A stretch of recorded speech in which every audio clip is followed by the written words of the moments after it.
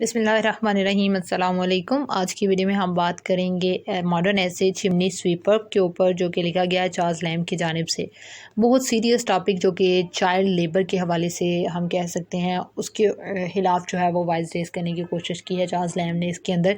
और वो भी जो लंदन के अंदर या फिर डिफरेंट कंट्रीज़ के अंदर जो चिमनीज़ को साफ़ करवाया जाता है बच्चों से, क्योंकि बड़े जो हैं वो ईज़िली उनको साफ़ नहीं कर पाते, तो वो बच्चों को जो है इस चीज़ के लिए इस्तेमाल किया जाता है। और कितने ड्रेडफुल इम्पैक्ट होते हैं चिल्ड्रंस के ऊपर, उसको उजागर करने की कोशिश की है चिमनी स्वीपर ऐसे के अंदर चार्ल्स लैम्ब की जानिब से।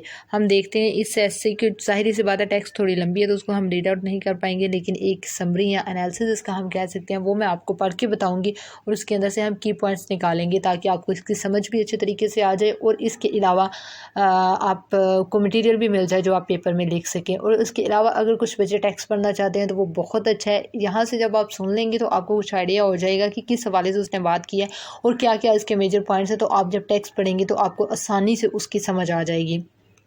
तो बात करते हैं, हम शुरू करते हैं अपने ऐसे को। Lamb wants to meet the young chimney sweepers. Lamb जो है वो यंग चिमनी स्वीपर से मिलना चाहता है, चिमनी साफ़ करने वाले नौजवान लोग बच्चों से मिलना चाहता है। दे केम एट द डाउन, वो सुबह सुबह आते हैं जब सूरज निकलता है। And sometimes do not even see the sunrise, और बाज़ औक़ात वो इतनी सुबह सुबह आते हैं कि सूरज से पहले वो अपनी चिमनी तक पहुँच जाते हैं और वो सूरज को भी नहीं देख पाते, सूरज के निकलने को नहीं दे पाते, तुलू होने को। Metaphorically they are always kept in that, या फिर दूसरे अल्फाज में वो ये बात कहना चाह रहा है कि वो हमेशा अंधेरे में रहते हैं, उन्होंने कभी रोशनी नहीं देखी, उसी तरह जिस तरह उन्होंने कभी जो है वो अपनी मर्ज़ी से लाइफ गुजारी नहीं है। He has a special yearning for those boys and girls, वो बहुत ही महसूस जज्बात रखते हैं उनके लिए। Lamb conveys his sincere respect to these chimney sweepers, वो अपने जज्बात उन पर पहुँचाता है। They set out for work in early morning, वो सुबह सुबह काम के लिए निकल जाती हैं। They battle through the freezing climate, इतनी सख्त सर्दी होती है और उसमें जो है वो उसके खिलाफ वो लड़ रही होती हैं। They preach to mankind a lesson of patience, वो दुनिया को सिखाते हैं कि सब्र क्या होता है। इतनी छोटी उनकी उम्र है, इतनी सख्त सर्दी है, और उस सर्दी के अंदर वो थोड़ा बहुत सूरज जब निकलता है वो उसको भी नहीं देख पाते, उसकी भी थोड़ी सी वो गर्माहट नहीं ले पाते, और जो है अपने काम के लिए निकल जाते हैं। तो वो सोसाइटी को, दुनिया को, वर्ल्ड को ये सिखाने की कोशिश कर रहे हैं कि सब्र किस चीज़ का नाम है। Lamb then talks of the struggles of the young chimney sweepers, वो उनकी मशक्क़त की बात करता है। They are lost in the darkness of the huge chimneys, वो इतनी बड़ी बड़ी जो चिमनीज़ होती हैं उनकी अंधेरे में वो कहीं गुम हो जाते हैं। Their other companions have lost all the hopes of expecting them to return, ज़ाहिर सी बात है कि वो इतने छोटे बच्चे और इतना मशक्क़त अमेज़ जब काम कर रहे हैं तो उनके जो साथी हैं वो बहुत कम ये उम्मीद रखते हैं कि अब ये ज़िंदा या फिर हम कह सकते हैं कि अपने हवासों में और वैसा ही वापस आएगा जैसा ये अंदर गया था। ज़ाहिर सी बात है, जो स्ट्रगल्स होती हैं, जो ज़िंदगी की मुश्किलात और परेशानियाँ होती हैं, वो हमें बिल्कुल एक चेंज पर्सन बना देती हैं। बाज़ लोगों को हमने देखा है, मतलब मेच्योरिटी का अक्सर कहते हैं कि जी टीन एज के बाद इंसान मेच्योर होता है, 22 के बाद मेच्योर होता है, 25 के बाद मेच्योर होता है। तो असल में मेच्योरिटी जो होती है वो ज़्यादातर हमें ज़िंदगी की मुश्किलात सिखाती हैं। जो बच्चा ज़िंदगी में शुरू से ही स्ट्रगल देखता है, परेशानियां देखता है, ड्रॉबैक्स देखता है, तो फिर वो बहुत जल्दी मैच्योर हो जाता है। और बाकी जो आम इंसान होते हैं उनको फिर ज़िंदगी में जहाँ पे कि गहरी चोट लगती है उसके बाद वो समझ जाते हैं। लेकिन कुछ ऐसे भी होते हैं जो कि दूसरों की गलतियों से और दूसरों के ड्रॉबैक से और दूसरों की परेशानियों से सीखते हैं और अपनी लाइफ को बेहतर करने की कोशिश करते हैं। तो maturity is actually when your struggle starts and when you know the reality of the world, कि ज़िंदगी जो है वो कितनी तल्ख है और इसके अंदर हमें किस तरह से सर्वाइव करना है, और आप अपने सर्वाइवल का सामान जब ढूंढने लगते हैं तो आप मैच्योर हो जाते हैं।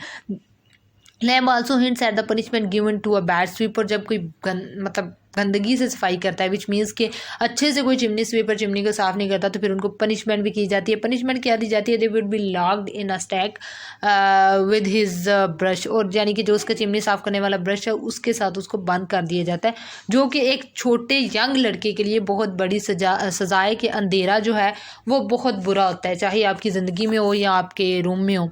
Now Lamb urges the readers to be compassionate to these young souls, अब वो कहता है कि इनके साथ हमदर्दी करें, इनके साथ नरम रवैया रखें, या तो इनको काम पे ऐसे ना करें, अगर कोई मजबूर है तो फिर उसके मजबूरी से इस कदर जो है वो फ़ायदा आप ना उठाएं। It would be nice to provide the young man and women with some money, food and warm clothes. कहता है कि अगर मतलब वो नीडी हैं तो फिर उनको कुछ कपड़े, कुछ खुराक वगैरह फ्राहम किए जाए, उनका ख्याल रखा जाए, इस तरह से उनकी मजबूरियों का फ़ायदा ना उठाएं, उनके साथ कंपैशनेट हों। The readers do not have to spend their entire fortune but a very minute part of it. अब वो अपने रीडर्स को मोटिवेट करने की कोशिश कर रहा है कि आपको अपनी सारी जो इनकम है, या हम कह सकते हैं कि सारा जो आपका बिजनेस है उसको उनके ऊपर इन्वेस्ट करने की ज़रूरत नहीं है। आप जो कमाते हैं, जो खाते हैं, उसका बहुत थोड़ा सा हिस्सा भी अगर आप उनके ऊपर इन्वेस्ट कर देंगे, उनको दे देंगे, तो उनका बहुत भला हो जाएगा।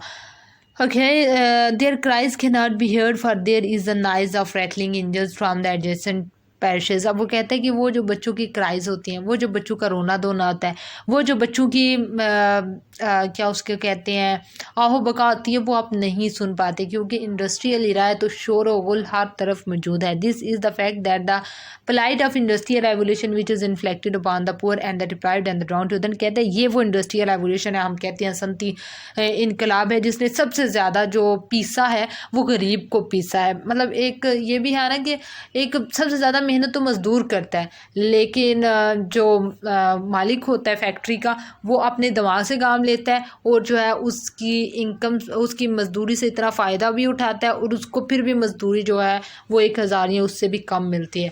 तो ये सोसाइटी के कुछ ड्रॉबैक्स हैं। जब तक हम उन लोगों को एम्पावर नहीं करेंगे, उनको माशी हालात को बेहतर नहीं करेंगे जो मज़दूर तबका है, तो फिर वो भी फ्रस्ट्रेट होंगी और जो है वो उनकी जब खुराक पूरी नहीं होगी तो उनकी सेहत की भी ख़राब होगी, तब तक जो है वो हम नहीं कर सकते तरक्की।